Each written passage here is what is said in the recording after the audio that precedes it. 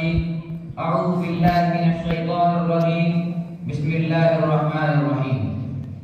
إنما يخشى الله من عباده العلماء صدق الله العظيم عین حق ہے جو تجھے علم کا دریا کہہ دوں عین حق ہے جو تجھے علم کا دریا کہہ دوں یہ بھی سچ ہے تجھے گلشن تقویٰ کہہ دوں تو نے پیدا کیے محمود و رشید و انور زیب دیتا ہے ہمیں جس قدر اچھا کہہ دوں حضرت حکم مستحکم اساتذہ اکرام اور رفقاء اکرام ہندوستان میں 13ویں صدی عیسوی آخری سانس لے رہی تھی اسلامی حکومت کا چراغ گل ہو رہا تھا مسلمانوں کی شوکت و عظمت افراتفری کا شکار تھی عہد اسلامی کے مدارس و مکاتب ایک ایک کر کے مکمل کیے جا رہے تھے مساجد و معابد پر غیروں کے ہتھوڑے ظلم و ستم کے پہاڑ توڑے جا رہے تھے مسلمانوں کی دینی و مذہبی صورتحال کا عالم یہ تھا کہ شیخ الاسلام حضرت مولانا سید حسین احمد مدنی کے بقول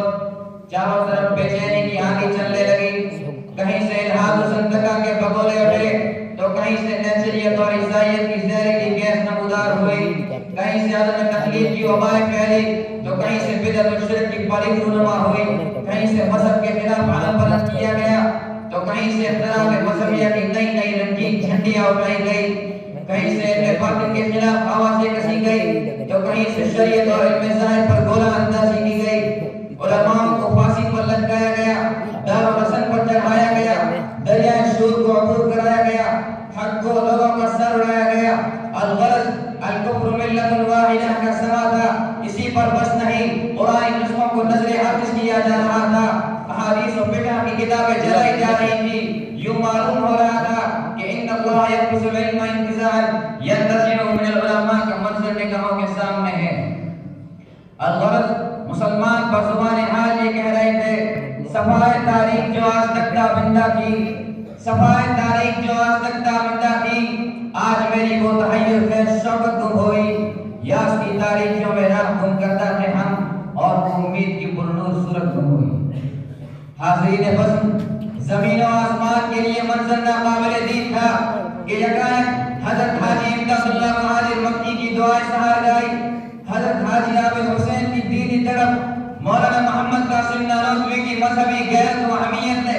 بارگاہ خداوندی کو کچھ اس انداز میں اپنی طرف متوجہ کیا کہ خدایا ہندوستان میں اسلام مسلمانوں اور دینی علوم کی حفاظت کا کوئی سامان مہیا فرما چنانچہ نسبت و علوم ولی اللہ کی یہ جماعت اٹھی دہلی سے دور دیوبند کی ایک گمنام بستی میں ایک ایسا چشمہ علم و معرفت قائم کیا جو کہ ایک طرف ولی اللہ حدیث و تفسیر اور نظامی معقول کا جامع تھا تو دوسری طرف حنفی تفقہ کا حامی اور مجددی اتباع سنت کا حامی بھی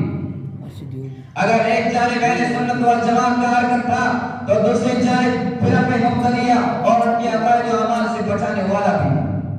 مولانا مرغوب الرحمان صاحب سابق محترم دارالعلوم دیوبند کی زبان میں کہ دارالعلوم کے علمی عملی تعمیری دفاعی سیاسی خدمات توفیق خداوندی سے پھیلنے شروع ہوئی تو اس خطے کا ہر گوشہ اس صاحب رحمت کی فیض رسانی سے مستفید ہوا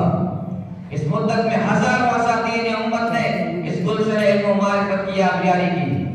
ان بزرگوں کے نام اور کارنامے تاریخ انسانیت کا زرعی باب ہے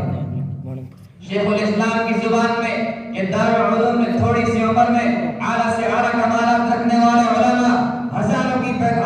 تعداد میں پیدا کیے جو کہ علمی عملی روحانی اخلاقی کمالات میں اپنے زمانے کی یگانہ اپنے دائرہ کار میں مذہبی رہنما اور امام ثابت ہوئی ان فارغ شدہ علماء نے اسلام کی داخلی خدمات انجام دی علوم دینیہ کو ہر سمتوں میں پھیلایا وعظ و نصیحت افتاء و تدریس تربیت و تصدیق وغیرہ کی خدمتیں انجام دی آزادی و تحریت کی وبا سے مسلمانوں کی حفاظت کی بیرونی فتنوں کے حملے سے بچایا ان کے دلوں کو شکستہ کیا مناظرے کیے رسائل شائع کیے تقریریں کی بلکہ دو قدم آگے بڑھ کر شیخ الاسلام کی زبان میں کہ دارالعلوم کے فارغ التحصیل علماء جامعہ ازہر جامعہ زیتونیہ سے ترکستان روم روس و حجاز وغیرہ کے علماء فضلاء سے علوم و فنون